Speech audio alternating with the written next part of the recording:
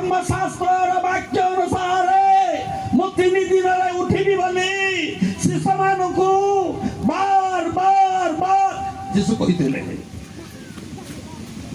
आज मध्य बार बार कुआ जाउछि हे क्रिश्चियन भाई भौणी माने नहंगर समय जो प्रकार घटी थिला वर्षा आसिकी जल रे मग्न करिदेला सब बुड़ेई देला लोक माने मरी गले सही प्रकार मनुष्य पुत्रंकर आगमन हब गुप्त आगमन हब चोर परी आगमन हब अदृश्य आगमन हब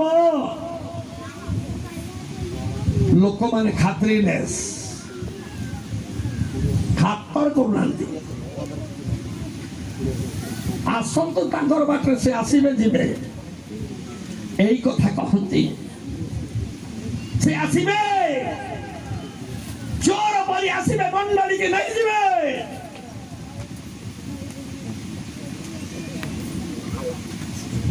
सेति पाई लेखा अछि माथि पुस्तक 24 अध्याय रे कोन लेखा अछि पढ़िबा माथि लिखते सुसमाचार 24 30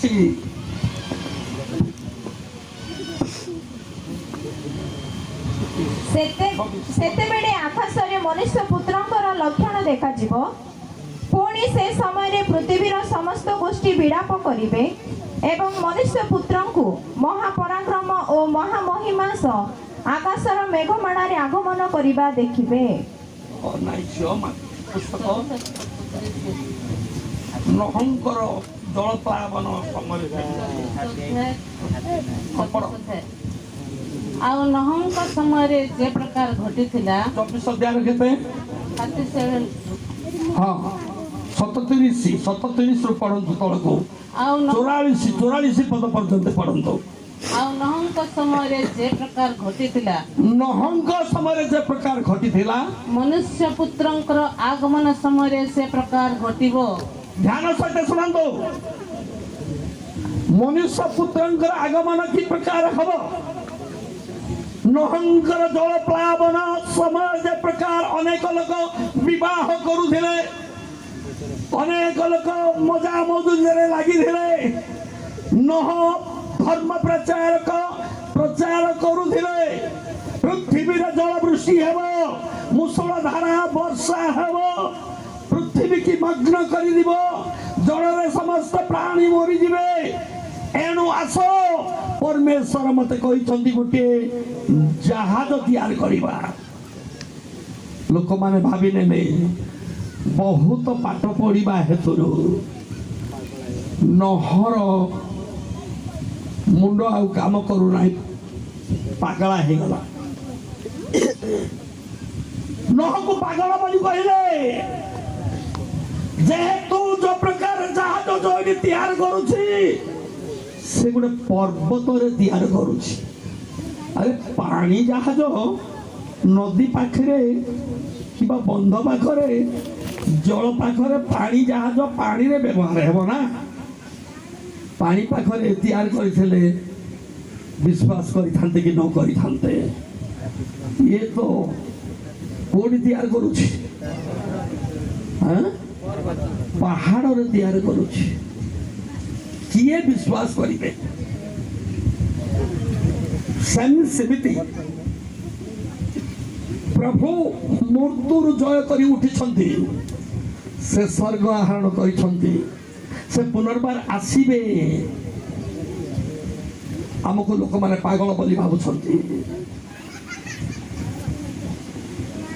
कृष्णकर आगमन से प्रकार हबो पढ आउ नहंक समय जे प्रकार घटी थिला माउथ बुद्धि की मनुष्य पुत्रंकर आगमन समय से प्रकार घटिबो कारण जल प्लावनर पूर्ववर्ती समय जहाज रे नहंकर प्रवेश करिबा दिन पर्यंत लोके जेपरि भोजन पान एवं विवाह करिबा एवं विवाह देबारे प्रवृत्त थिले पुणी जल प्लावन आसी समस्त को भसाई न नेबा पर्यंत जेपरि जानि नथिले ମନୁଷ୍ୟ ପୁତ୍ରଙ୍କର ଆଗମନ ମଧ୍ୟ ସେଇ ପ୍ରକାର ହେବ। ମନୁଷ୍ୟ ପୁତ୍ରଙ୍କର ଆଗମନ ମଧ୍ୟ ସେହିପରି ହେବ।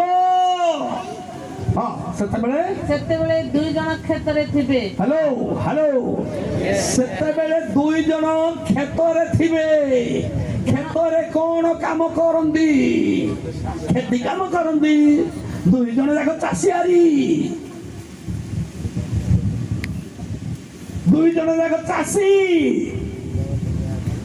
ଆଚ୍ଛା, ଚାଷୀ କାହାକୁ କୁହାଯିବ? ଜୋରସେ ଚାଷୀ କାହାକୁ କୁହାଯିବ? ଯାହାର ଜମି ଅଛି ତାକୁ ଚାଷୀ ବୋଲି କୁହାଯିବ। କ'ଣ ଅଛି?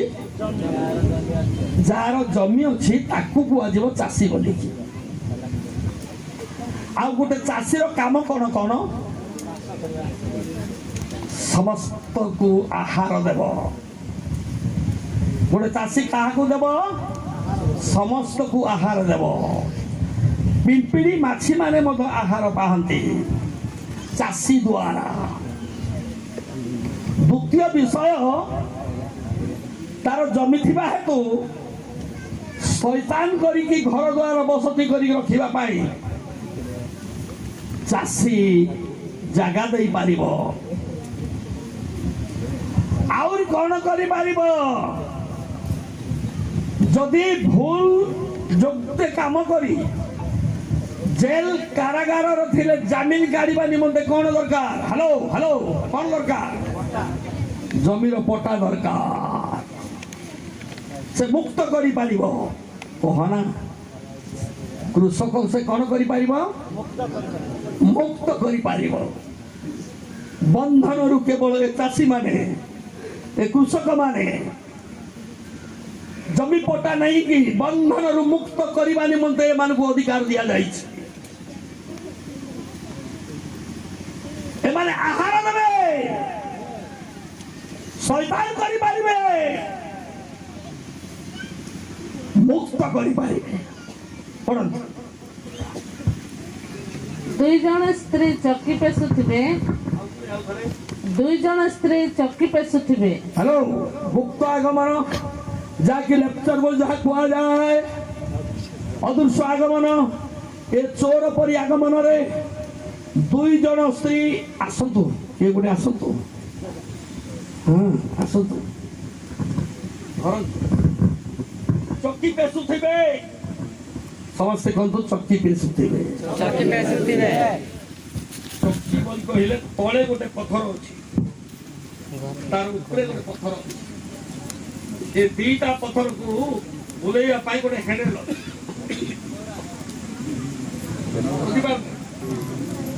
ପୁରାତନ ନିୟମ ଗୋଟେ ପଥର,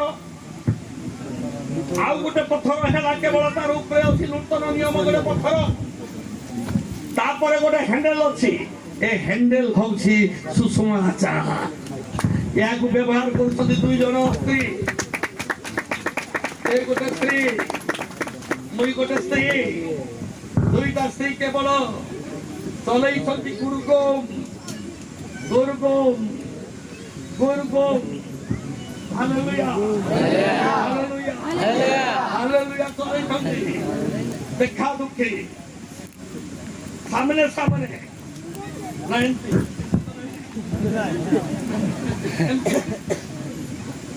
ଚକି ପେଷିବା ଲୋକ କେମିତି ପେଷନ୍ତି?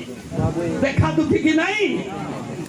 ଗୋଟେ ହ୍ୟାଣ୍ଡେଲ, ଗୋଟେ ସୁଷମାଚାର, ଗୋଟିଏ ଯୀଶୁଙ୍କର ଉପାସନା ଚାଲିଛି। ବାଇବଲର ପୁରାତନ ନୂତନ ନିୟମ। ଏ 2ଟା ପଥର ଚକି ପେଷୁଛନ୍ତି। ଜଣେ ପଳେଇଯିବ, ଆଉ ଜଣେ ଗୁରୁଗୁମ ଚଲେଇଥିବ। ଜାଣନ୍ତୁ ବସନ୍ତୁ। ବୁଝିପାରିଲେ ତ? ଆରେ ବୁଝିପାରିଲ କି ନାହିଁ? 2 ଜଣ ସ୍ତ୍ରୀ ଚକି ପେଷୁଥିବେ। ଜଣେ ସ୍ତ୍ରୀ ଅନ୍ତର୍ଧ୍ୟାନ ହେଇଯିବ। ସାମନାରେ ଥିଲେ ମଧ୍ୟ ଏ ଚୋର ପରି ଆଗମନ, ଏ ଗୁପ୍ତ ଆଗମନ, ଏ ଅଦୃଶ୍ୟ ଆଗମନରେ ସେ ଉଠା ନିଆଯିବ। ଆଉ ଜଣେ ଗୁରୁଗୁମ ଚଲେଇଥିବ। ତାପରେ ଜଣକୁ ଗ୍ରହଣ କରାଯିବ ଓ ଅନ୍ୟ ଜଣକୁ ପରିତ୍ୟାଗ କରାଯିବ। ଅତଏବ ଜାଗ୍ରତ ଥାଅ, କାରଣ ତୁମ୍ଭମାନଙ୍କ ପ୍ରଭୁ କେଉଁ ଦିନ ଆସିବେ ତାହା ତୁମେମାନେ ଜାଣ ନାହିଁ। ତୁମେମାନେ ଜାଣ ନାହିଁ। ଜାଗ୍ରତ ଥାଅ, ପ୍ରସ୍ତୁତ ହେଇଥାଅ, ଯିବା ନିମନ୍ତେ ରେଡି ହେଇଥାଅ, ନହେଲେ ରହିଯିବ। ଆପଣ ଭାବିବେ ରହିଲେ କ'ଣ ହବ? ଆଜ୍ଞା, ଯଦି ରହିଯିବ ମହାକ୍ଲେଶରେ ପଡ଼ିବ, ମହାକ୍ଲେଶରେ ପଡ଼ିବ। ପ୍ରଥମରେ କେବଳ ଏ ଅଦୃଶ୍ୟ ଆଗମନ, ଏ ଗୁପ୍ତ ଆଗମନ ମଧ୍ୟ ଆକାଶକୁ ହବ, ମଧ୍ୟ ସ୍ୱର୍ଗକୁ ଆସିବେ। ହ୍ୟାଲୋ, ମଧ୍ୟ ସ୍ୱର୍ଗ ବୋଲି କହିଲେ କେତେଟା ସ୍ୱର୍ଗ? କେତେଟା ସ୍ୱର୍ଗ ହେଲେ ମଧ୍ୟ ସ୍ୱର୍ଗ ହବ? କମ୍ ସେ 3ଟା। ତୃତୀୟ ସ୍ୱର୍ଗ, ତୃତୀୟ ସ୍ୱର୍ଗରେ ପିତା ପରମେଶ୍ୱର ଅଛନ୍ତି। ଏ ମଧ୍ୟ ସ୍ୱର୍ଗରେ କିଏ ଅଛି? ଆକାଶ ମଣ୍ଡଳର ଦୁଷ୍ଟ ଆତ୍ମା ଅଛି। ଏ ମଧ୍ୟ ସ୍ୱର୍ଗରେ ଦୁଷ୍ଟ ଆତ୍ମା ଅଛି। ଯୀଶୁ ଆସିବେ କୋଉଠିକି? ମଧ୍ୟ ସ୍ୱର୍ଗକୁ ଆସିବେ।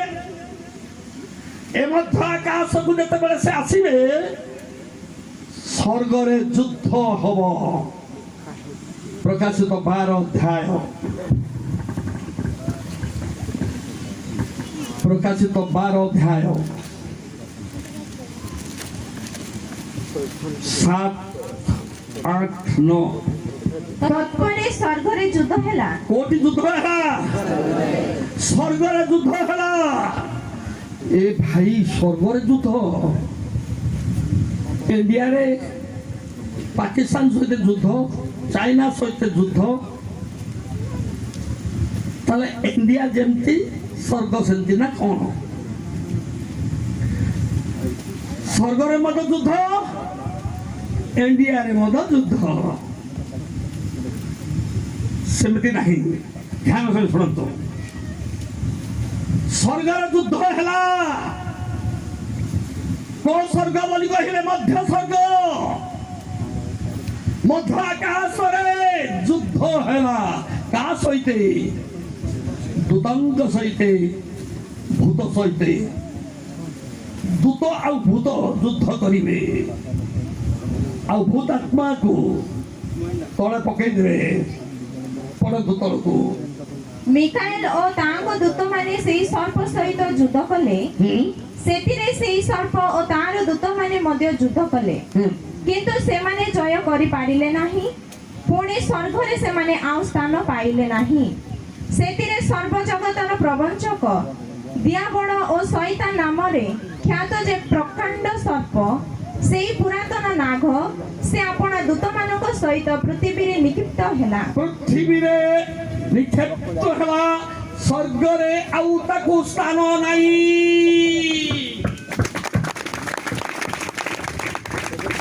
କିନ୍ତୁ ଏବେ ସ୍ୱର୍ଗରେ ଅଛି ସିଏ। ସେଥିପାଇଁ ତାର ଦଳବଳ, ତାର ଭକ୍ତମାନେ କହନ୍ତି ଆମର ପ୍ରଭୁ ସ୍ୱର୍ଗରେ ଅଛନ୍ତି। ଆଉ ସ୍ୱର୍ଗକୁ ଯିବା ପାଇଁ ବାଟ କୋଉଠି ଅଛି? ମଧ୍ୟ ସ୍ୱର୍ଗକୁ ଯିବା ପାଇଁ ବାଟ କୋଉଟା? ପୁରୀରେ ଅଛି। ସ୍ୱର୍ଗ ଦ୍ୱାର ଅଛି ନାହିଁ କି? ପୁରୀରେ ସେଟା ଅଛି ସ୍ୱର୍ଗ ଦ୍ୱାର। କୋଉ ସ୍ୱର୍ଗ? ମଧ୍ୟ ସ୍ୱର୍ଗ। ମଧ୍ୟ ସ୍ୱର୍ଗରେ କିଏ ଅଛି? ଦୁଷ୍ଟ ଦିଆବଳ ଶକ୍ତି ଅଛି। ସ୍ୱର୍ଗାଦି ସ୍ୱର୍ଗରେ କିଏ ଅଛନ୍ତି? ଆମମାନଙ୍କର ସଦାପ୍ରଭୁ ପରମେଶ୍ୱର ଅଛନ୍ତି। ପିତାଙ୍କ ଦକ୍ଷିଣ ପାର୍ଶ୍ୱରେ ପ୍ରଭୁ ଯୀଶୁ ଅଛନ୍ତି। ସେ ଆସିବେ ମଧ୍ୟ ସ୍ୱର୍ଗକୁ। ମଧ୍ୟ ସ୍ୱର୍ଗରେ ଯୁଦ୍ଧ ହବ, ଆଉ ଯୁଦ୍ଧରେ ଜୟ କରିବେ, ଶୈତାନକୁ ତଳେ ପକେଇଦେବେ। ଆଉ ସ୍ୱର୍ଗରେ ତାର ସ୍ଥାନ ନାହିଁ। ତେବେ ପୃଥିବୀ କି କିଏ ଆସିଲା? ହଁ ଶୈତାନ ଆସିଲା। ଶୈତାନ ଯେତେବେଳେ ଆସିଲା ଏବେ ପୃଥିବୀରେ ସେ ଖୋଜୁଛି ଚାରିଆଡ଼େ। ଖୋଜିଲା ସମୟରେ ପ୍ରକାଶିତ 13 ଅଧ୍ୟାୟ 1ରୁ 9 ପଦ 10 ପଦ ପର୍ଯ୍ୟନ୍ତ ପଢ଼ିଲେ ଜାଣିପାରିବେ। 10 ପଦ ପର୍ଯ୍ୟନ୍ତ ପଢ଼ିବା ନାହିଁ, ଟାଇମ୍ ହେବ ନାହିଁ। ପଢ଼ନ୍ତୁ, ଗୋଟେ ପଦ ପଢ଼ନ୍ତୁ। ତତ୍ପରେ ମୁଁ ସମୁଦ୍ର ମଧ୍ୟରୁ ଗୋଟିଏ ପଶୁକୁ ଉଠି ଆସିବାର ଦେଖିଲି। ତାର 10 ଶୃଙ୍ଗ ଓ 7 ମସ୍ତକ, ତାର ଶୃଙ୍ଗ ଗୁଡାକରେ 10ଟା ମୁକୁଟ ଓ ମସ୍ତକ ଗୁଡାକ ଉପରେ ଈଶ୍ୱର ନିନ୍ଦା ସୂଚକ ବିଭିନ୍ନ ନାମ। ଏଇ ଯେଉଁ ପଶୁକୁ ଦେଖିଲି ତା ଚିତାବାଘ ପରି, ତାର ପାଦ ବାଲୁର ପାଦ ପରି ଓ ପାଟି ସିଂହର ପାଟି ପରି। 10 ପଦ ପର୍ଯ୍ୟନ୍ତ ପଢ଼ିଲେ ଏ ପଶୁର ବିଷୟରେ ଭଲ ଭାବେ ଜାଣିବେ। ଆଉ ଏ ପଶୁ କୋଉଠୁ ବାହାରୁଛି? ସମୁଦ୍ରରୁ ବାହାରୁଛି। କୋଉଠୁ ବାହାରୁଛି? ସମୁଦ୍ରରୁ ବାହାରୁଛି। ସମୁଦ୍ର ବୋଲି କହିଲେ ସମୁଦ୍ରର ଆତ୍ମିକ ଅର୍ଥ ଜିସାୟ 57ର 20 ପଦ ପଢ଼ନ୍ତୁ। ମାତ୍ର ଦୁଷ୍ଟ ମାନେ ତରଙ୍ଗିତ ସମୁଦ୍ର ତୁଲ୍ୟ। ଟିକେ ଜୋର ସେ ପାଟି କରି ପଢ଼ନ୍ତୁ, ତମର ମାଉଥ କାମ କରୁନାହିଁ। ମାତ୍ର ଦୁଷ୍ଟ ମାନେ ତରଙ୍ଗିତ ସମୁଦ୍ର ତୁଲ୍ୟ। ତେବେ ସମୁଦ୍ର କଣ? ବୁଦ୍ଧି ହେଲା। ଦୁଷ୍ଟ ମାନେ ତରଙ୍ଗିତ ସମୁଦ୍ର। ସମୁଦ୍ରରୁ ଗୋଟେ ପଶୁ ବାହାରିବ,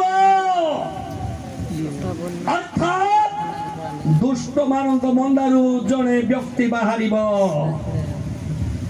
ଆଉ ଏଇ ପଶୁ କିଏ? ଭଣ୍ଡ ଖ୍ରୀଷ୍ଟ। ଭଣ୍ଡ ଖ୍ରୀଷ୍ଟ। ସ୍ୱର୍ଗର ଯୁଦ୍ଧର ପତନ ହେଇଯାଇଛି। କିଏ? ଦିଆବଳ, ଶୈତାନ, ସର୍ପ।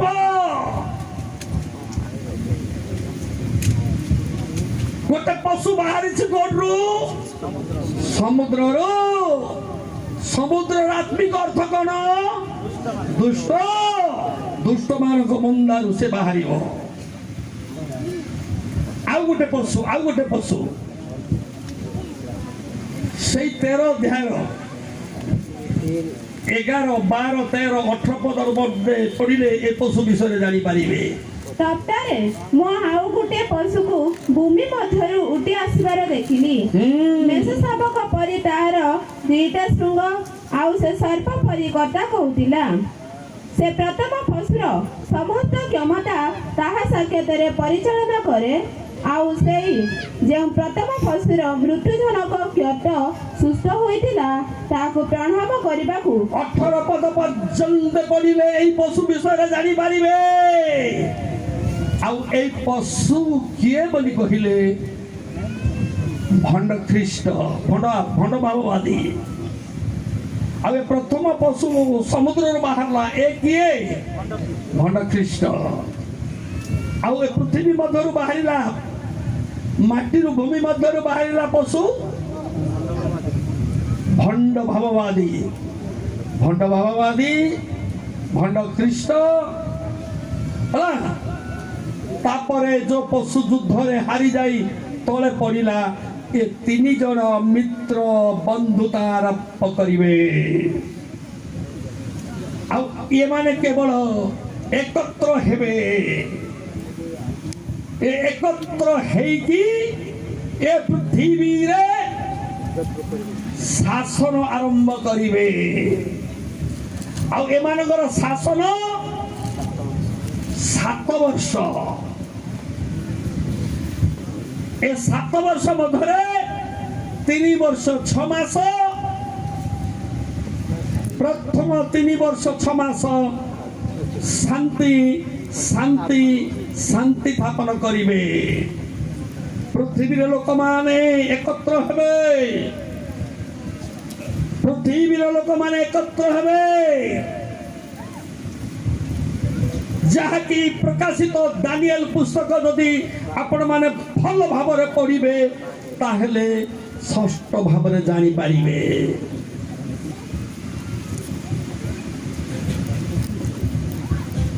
ଭଣ୍ଡ भंड ख्रीष्टर राज्य भंड ख्रीष्टर शासन से समय रे महाक्लेश हम जे भी आज पर्यंत है नहीं आउरी केबे मध्य हब नहीं माथि लिखित सुसमाचार 24 अध्याय तार 21 पद पढ़िले जानी पारिबे कारण सेतेबेले एपरि महाक्लेश घटिब जे जगतर आरंभरू आज पर्यंत घटी नाही पुणी केबे ही घटिब नाही जगतरु आरंभरू केबे घटिब नाही घटी नाही किबा आउ केबे घटिब मग नाही मात्र सही समय रे को समय रे भंड ख्रीष्टर 7 वर्ष 3 वर्ष 6 मास आग 3 मास 6 मास यह केवल शांति प्रचार करिब देशर लोक मान को एकत्र करिब तार शेष भागर 3 वर्ष 6 मास रे महाक्लेश तार ओरिजिनल रूप देखैब ध्यान सहित शुणु समय होइछि मु प्रकाशित दानिएल पुस्तक को जाऊ नाही मोर कहिबार कारण ख्रीष्टंकर आगमन नहंगर जहाज रे जे प्रकार नह प्रचार करुछंदी लोक माने अविश्वास करुछंदी ख्रीष्टंकर आगमन चोर परी आगमन गुप्त आगमन हेब बोली कहिले लोक माने अविश्वास करी हे ज्ञान करुछंदी किंतु समय आसीब से समय चिन्ह गुड़िक देखा जाउछि से समय निकटवर्ती बोली सूचना मिलुछि एनु एबे प्रस्तुत हेबार समय एबे प्रस्तुत हेबार समय ए समय को आमे हाथ छड़ा करबा को हब नाही ए समय रे आमे प्रस्तुत हेबार समय मो बहुत समय हेला बोली भाबुछि कारण आज सबार शेष दिन आउ सेवार शेष समय मध्य किंतु गोटे कथा आमे चिंता करूथलु कौन करिब बंचिबा पाई सदा प्रभु को अन्वेषण करिबा मरियम केते बेले अन्वेषण करिया पाई गले आज्ञा अंधार थाउ थाउ जेसु को अन्वेषण करिबा को गले माथि लिखित सुसमाचार 28 अध्याय 1-2 पद पढ़ंतु एठी केते बेले से जाईछि खोजिबा पाई विश्राम बार शेष हल उत्तरी सप्ताहर प्रथम दिवसर प्रत्युषर मगदलिनी मरियम और अन्य मरियम समाधि देखिबा को आसिले केते बेले आसिले प्रत्युष माने अंधार थाउ थाउ जहन पुस्तक रे देखिलु केते बेले अंधार थाउ थाउ अच्छा लूक 24 रे देखु छु कोन आ विश्राम बारे से माने विधि अनुसार विश्राम कले किंतु सप्ताहर प्रथम दिनर अति प्रत्युषरे से माने सेमानक प्रस्तुत अति प्रत्युषरे केता समय रे बेसी सकाल सकाल जहन पुस्तक रे देखिलु सकाल सकाल रे माथि पुस्तक रे देखिलु सकाल सकाल रे लोक पुस्तक रे देखिलु अति सकाल सकाल रे मार्क पुस्तक 16 अध्याय करंतु एति केते बेले देखिबा विश्राम बार गत हेला उत्तरे मगदलिनी मरियम जाकबंका माता मरियम और सलोमे सुगंधि द्रव्य किଣିले जेपरि से माने जे ताहांकु मखाई दे पारंती पुणी सप्ताहर प्रथम दिवसर अति प्रत्युषरे ସେମାନେ ସମାଧି ନିକଟକୁ ଗଲେ। ହଁ ସେତେବେଳେ ସୂର୍ଯ୍ୟ ଉଠିଥିଲା। ଟିକେ ଧ୍ୟାନ କରନ୍ତୁ। ମାଥି ପୁସ୍ତକରେ ଦେଖିଲୁ ଅନ୍ଧାର ଥାଉ ଥାଉ, ଜନ ପୁସ୍ତକରେ ଦେଖିଲୁ ଅନ୍ଧାର ଥାଉ ଥାଉ, ଲୁକ ପୁସ୍ତକରେ ଦେଖିଲୁ ଅନ୍ଧାର ଥାଉ ଥାଉ ସେ ଯାଇଛନ୍ତି। କିନ୍ତୁ ମାର୍କ 16ରେ ଦେଖୁଛୁ ଅନ୍ଧାର ଥାଉ ଥାଉ ତ ଯାଇଛନ୍ତି। ଆଉ ଥରେ ପଢନ୍ତୁ। ବିଶ୍ରାମବାର ଗତ ହେଲା ଉତ୍ତାରେ ମଗଦଲିନୀ ମରିୟମ, ଜାକବଙ୍କ ମାତା ମରିୟମ ଓ ସଲୋମେ ସୁଗନ୍ଧି ଦ୍ରବ୍ୟ କିଣିଲେ, ଯେପରି ସେମାନେ ଯାଇ ତାହାଙ୍କୁ ମଖାଇ ଦେଇ ପାରନ୍ତି। ପୁଣି ସପ୍ତାହର ପ୍ରଥମ ଦିବସର ଅତି ପ୍ରତ୍ୟୁଷରେ ଅନ୍ଧାର ଥାଉ ଥାଉ ଯାଇଛନ୍ତି। କିନ୍ତୁ ସେ ସମୟରେ ସୂର୍ଯ୍ୟ ଉଠିଥିଲା। ଅନ୍ଧାରେ ସୂର୍ଯ୍ୟ ଉଠିଥିଲା। ହ୍ୟାଲୋ, ଅନ୍ଧାରେ ସୂର୍ଯ୍ୟ ଉଠିଥିଲା କି? ହଁ, ସୂର୍ଯ୍ୟ ଉଠିଥିଲା। କୋ ସୂର୍ଯ୍ୟ? ସଦାପ୍ରଭୁ ପରମେଶ୍ୱର ହଉଛନ୍ତି ସୂର୍ଯ୍ୟ। କୋଉଠି ଲେଖା ଅଛି? ଗୀତ ସଂହିତା 84 ତାର 11 ପଦ ପଢନ୍ତୁ। କାରଣ ସଦାପ୍ରଭୁ ପରମେଶ୍ୱର ସୂର୍ଯ୍ୟ ଓ ଢାଲ ଅଟନ୍ତି। ସମସ୍ତେ କୁହନ୍ତୁ। ଗୀତ ସଂହିତା 84 ତାର 11 ପଦ। କାରଣ ସଦାପ୍ରଭୁ ସୂର୍ଯ୍ୟ ଆହୁରି ଢାଳ।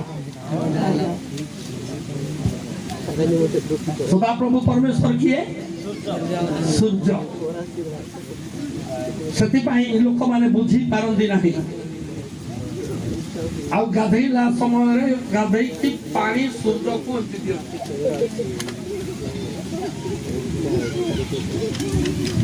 କାରଣ ସଦାପ୍ରଭୁ ପରମେଶ୍ୱର କିଏ? କିନ୍ତୁ ସୂର୍ଯ୍ୟ ପରମେଶ୍ୱର ନାହିଁ, ଚନ୍ଦ୍ର ପରମେଶ୍ୱର ନାହିଁ, ତାରା ନକ୍ଷତ୍ରଗଣ ପରମେଶ୍ୱର ନାହିଁ। ଏ ହଉଛି ସୂର୍ଯ୍ୟ, ଚନ୍ଦ୍ର, ତାରା, ନକ୍ଷତ୍ରଗଣ, ଉଦ୍ଭିଦ ପ୍ରାଣୀ, ଜଳଚର ପ୍ରାଣୀ, ଖେଚର ପ୍ରାଣୀ, ଭୂଚର ପ୍ରାଣୀ, ପକ୍ଷୀ ପ୍ରାଣୀ, ପଶୁ ପ୍ରାଣୀ ଯାବତୀୟ ଏ ହଉଛି ସୃଷ୍ଟି ବସ୍ତୁ। তাই মধ্যে সূর্য মধ্য সৃষ্টি বস্তু। জনে মাত্র সৃষ্টিকর্তা। সূর্য সহিত কেবল তুলনা করা কাহিঁকি? সারা পৃথিবীরে কেতটা সূর্য? গোটিয়ে সূর্য। পাকিস্তান পাই যে ঈশ্বর, ইন্ডিয়া পাই সেই সৃষ্টিকর্তা, সেই ঈশ্বর। ଆଉ ଓଡ଼ିଶାରେ ଗୋଟେ ଈଶ୍ୱର। ହ୍ୟାଲୋ, ଓଡ଼ିଶାରେ ଗୋଟେ ଈଶ୍ୱର, ଆଉ ଗୋଟେ ଈଶ୍ୱର କୋଉଠି? ବାରାଣସୀରେ ଆଉ ଗୋଟେ ଈଶ୍ୱର, ଆଉ ଗୋଟେ ଈଶ୍ୱର କୋଉଠି? ରାମଝୋଲା, ଲକ୍ଷ୍ମଣଝୋଲା, କେଦାରନାଥ, ବଦ୍ରୀନାଥରେ ଗୋଟେ ଈଶ୍ୱର। ସେଥିପାଇଁ ଲୋକମାନେ ବଣା ହେଇଯାଉଛନ୍ତି। ଈଶ୍ୱର ଗୋଟିଏ। ହିନ୍ଦୁ, ଖ୍ରୀଷ୍ଟିଆନ, ମୁସଲମାନ, ଜୈନ, ଶିଖ, ବୁଦ୍ଧିଷ୍ଟ ସବୁ ଜାତି ସବୁ ଭାଷାବାଦୀ ନିମନ୍ତେ ଜଣେ ମାତ୍ର ସୃଷ୍ଟିକର୍ତ୍ତା, ଗୋଟିଏ ମାତ୍ର ସୂର୍ଯ୍ୟ, ଗୋଟିଏ ମାତ୍ର ପରମେଶ୍ୱର ସୃଷ୍ଟିର ମାଲିକ। ସେ ମାନବ ରୂପ ଧାରଣ କରି ଜଗତରେ ଜନ୍ମ ଗ୍ରହଣ କଲେ। ଆଉ କହିଲେ ମୁଁ ଜଗତର ଜ୍ୟୋତି।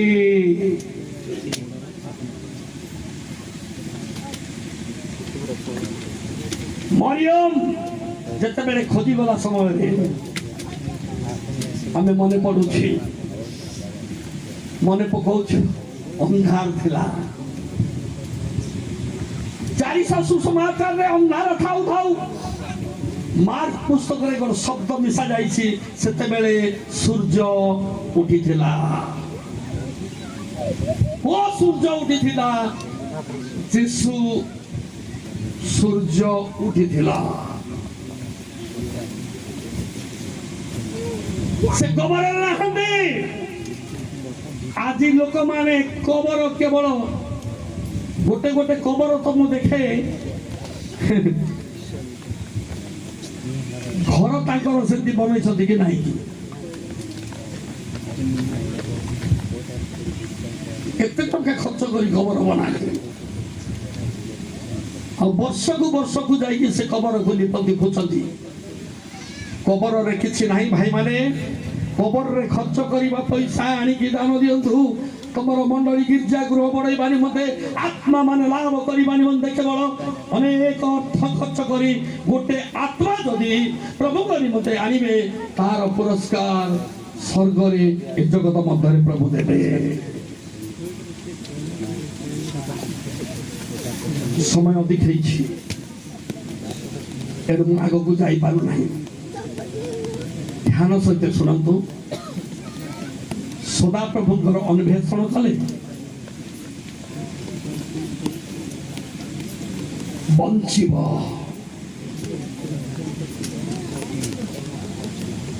ପ୍ରଭୁ ତୁମକୁ ବଞ୍ଚେଇବେ। ଗୁପ୍ତ ସ୍ଥାନରେ ରଖାଯିବ। ତମକୁ ମହାମାରୀ ଦେଖିପାରିବ ନାହିଁ। ଶତ୍ରୁ ଶୈତାନ ତୁମ କତିକି ଆସିପାରିବ ନାହିଁ। ଏମିତି ଗୋଟେ ଗୁପ୍ତ ସ୍ଥାନ ରହିଛି। ତମେ ସଦାପ୍ରଭୁଙ୍କୁ ଅନ୍ୱେଷଣ କଲେ ସେଇ ସ୍ଥାନରେ ତମକୁ ରଖାଯିବ। ତମେ ସୁରକ୍ଷିତ ରହିବା ପାଇଁ ଚାହୁଁଛନ୍ତି। ଏ ଜଗତରେ କୋଉ ଜାଗାରେ ଗଲେ ମଧ୍ୟ ସୁରକ୍ଷିତ ନାହିଁ। ସୁରକ୍ଷିତ ଅଛି ସେ ଗୁପ୍ତ ସ୍ଥାନରେ। ଆଉ ଗୁପ୍ତ ସ୍ଥାନକୁ ଯଦି ଯିବାର ଅଛି ତାହେଲେ ସଦାପ୍ରଭୁଙ୍କର ଅନ୍ୱେଷଣ କର। ସମସ୍ତେ ଠିଆ ହେଇପାରିବା? ହେଇପାରିବା?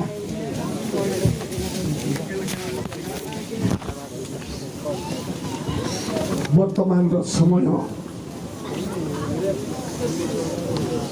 ଅଳ୍ପ ସମୟ ଆଖି ବନ୍ଦ କରିବା। ଆଖି ବନ୍ଦ କରିକି ନିଜକୁ ନିଜେ ଦେଖିବା। ଆମର ହୃଦୟକୁ ଦେଖିବା। ଆମ ହୃଦୟରେ ପ୍ରଭୁ ଅଛନ୍ତି କି ନାହିଁ?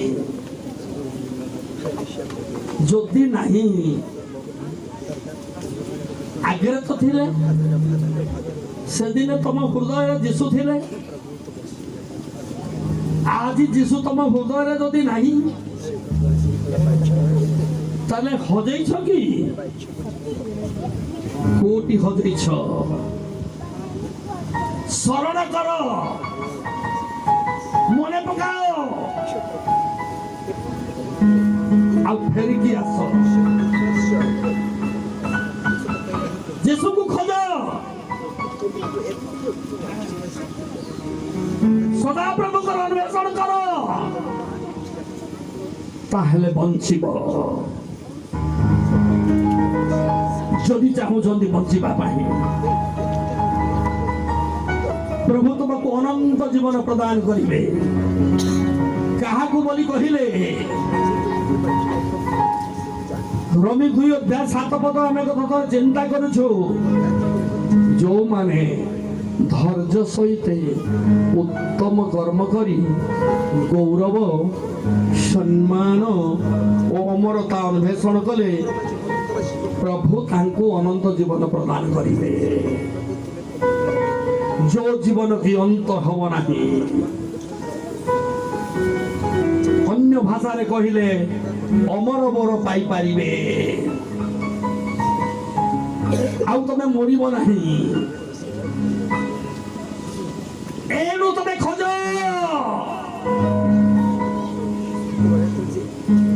ତମର ହୃଦୟରେ ପ୍ରଭୁ ଅଛନ୍ତି କି ନାହିଁ? ତମର ହୃଦୟ ତାଙ୍କର ମନ୍ଦିର। ସେ ରହିବାକୁ ଦରକାର। ତାକୁ ତମେ ହଜେଇଛ କି? ଅବାଟରେ ଯାଇ ତମେ ହଜେଇଛ କି? କୌଣସି ଭୁଲ କାମ କରି ତମେ ହଜେଇଛ କି? ସମୟ ହଉଛି ଏବେ ଖୋଜିବାର ସମୟ। ଅଳ୍ପ ସମୟ ଆଖି ବନ୍ଦ କରନ୍ତୁ। जगत को देखंतु नहीं तुम हृदय को देखंतु तुम हृदय रे यीशु अछंती कि नहीं Jesus Jesus Jesus Yes, Lord. Yes, Lord. Yes, Lord.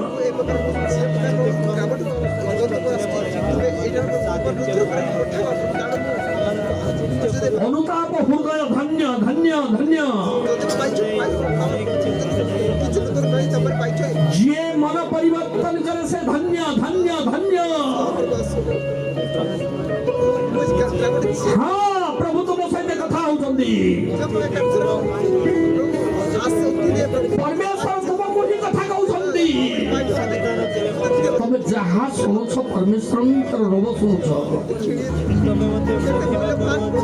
फेरिकी आस आगको पाद दियो नाई झियो आगरे गात अछि पड़ी जीव देख जागृत पछको फेरी आस झियो तमे पछको फेरी आस तमे फेरी आस जीशु भली मरियम भाबुदिले समाधि रे जीशु अछंदी बोली समाज को नहीं दिले किंतु जीशु मरियम रो पछय अछंदी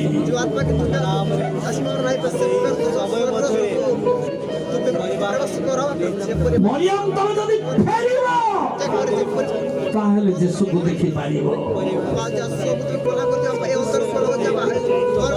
Yes, Lord. Yes, Lord. Yes, Lord.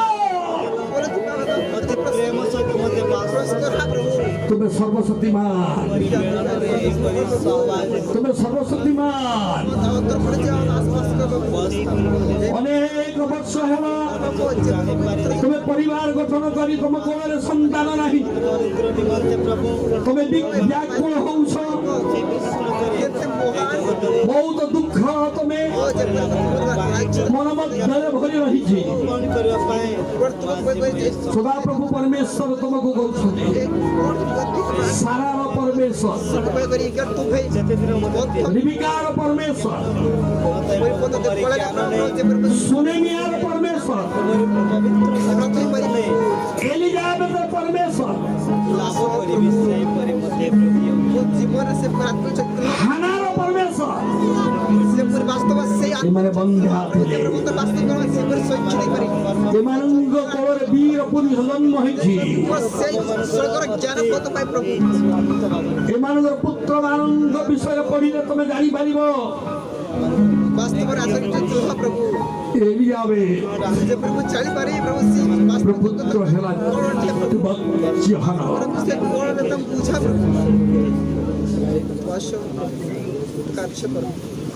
परमेश्वर निमंते से सत्य कही मुंड कटा हेले मध्य से पछई ना इमिति वीर पुरुष मान जन्म हेबे पिता तुम्हें कृपा करो এই সময়ে जो माने जेउटी बथा बोली मने भाबुछंती से माने तमर डहाण हाथ रखंतु जार अंटारे दरद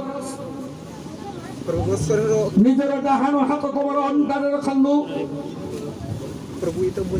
जार मुंडरे दरद बोली भाबुछंती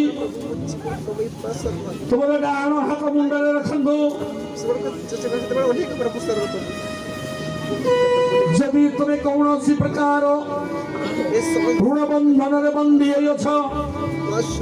शरण करंतु जेसु मुक्तिदाता तुमको मुक्त करबा निमते से पछैबे नाही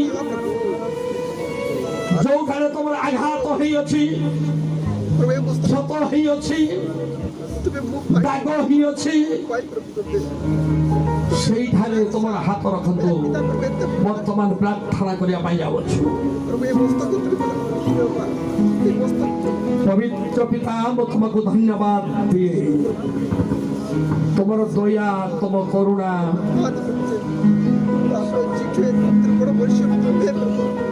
ଏ ମୁଲିଗୁମା ଏ ଯୁବକ ସମ୍ମିଳନୀରେ ଏ ସଭାରେ ତୁମେ ସଭାପତିତ୍ୱ ଆସନ ଗ୍ରହଣ କରି ସଭାକୁ ଏ ପର୍ଯ୍ୟନ୍ତ ଅର୍ଥାତ୍ ଶେଷ ଦିନ ଶେଷ ସମୟ ପର୍ଯ୍ୟନ୍ତ ତୁମେ କଢ଼ାଇ ଆଣିଲ ପ୍ରଭୁ ତୁମ ମହାନାମକୁ ମୁଁ ଧନ୍ୟବାଦ ଦିଏ ଏ ତୁମର ସନ୍ତାନ ସନ୍ତୋଷୀ ମାନେ ବିଶ୍ୱାସ ସହିତ ଯୋଉ ହାତ ରଖିଅଛନ୍ତି ଯାହାର ପେଟରେ ବଥା ସେ ପେଟରେ ହାତ ରଖିଛି ଯାହାର ମୁଣ୍ଡରେ ବଥା ସେ ମୁଣ୍ଡରେ ହାତ ରଖିଛି ଯେଉଁଠାରେ ପୀଡ଼ା ଯନ୍ତ୍ରଣା କଷ୍ଟ ଅଛି ପ୍ରଭୁ ତମର ହାତ ସେ ହାତ ସହିତ ତମର ହାତ ସ୍ପର୍ଶ କରୁ ସ୍ୱର୍ଗ ପୃଥିବୀ ଅଧିକାର ପ୍ରାପ୍ତ ହୋଇଥିବା ଯୀଶୁଙ୍କ ନାମରେ ଆଜ୍ଞା କରି କହୁଅଛୁ ତମେ ସୁସ୍ଥ ହୁଅ ଆରୋଗ୍ୟ ହୁଅ ସମ୍ପୂର୍ଣ୍ଣ ଭାବରେ ତମେ ସୁସ୍ଥ ହୁଅ ତମେ ସୁସ୍ଥ ହୁଅ ଧନ୍ୟ ହେ ପ୍ରଭୁ ତମେ ସୁସ୍ଥତା କରିଥିବା ହେତୁ ଧନ୍ୟ ପ୍ରଭୁ ତମେ ଆଦେଶ କରିଥିବା ହେତୁ ଆଗାମୀ ଦିନ ମାନଙ୍କରେ ଏମାନଙ୍କର ସାକ୍ଷ୍ୟ ତମର ରାଜ୍ୟର ବୃଦ୍ଧିର କାରଣ ହଉ ପ୍ରଭୁ ମୋ ଦିନ ଦାସ ମତେ ପଠେଇ ଦବ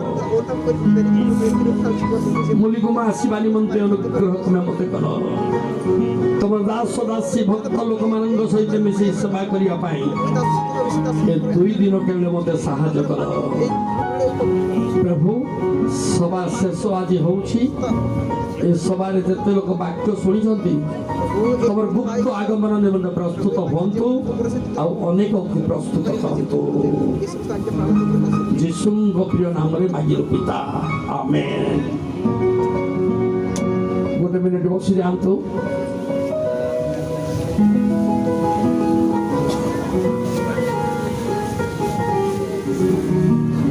ବିଶେଷ ଧନ୍ୟବାଦ ଦିଏ ଆଉ ମୁଁ ଅନେକ ଜାଗାରେ ବକ୍ତା ହେଇକି ଯାଇଛି ଭାରତର 24ଟି ରାଜ୍ୟରେ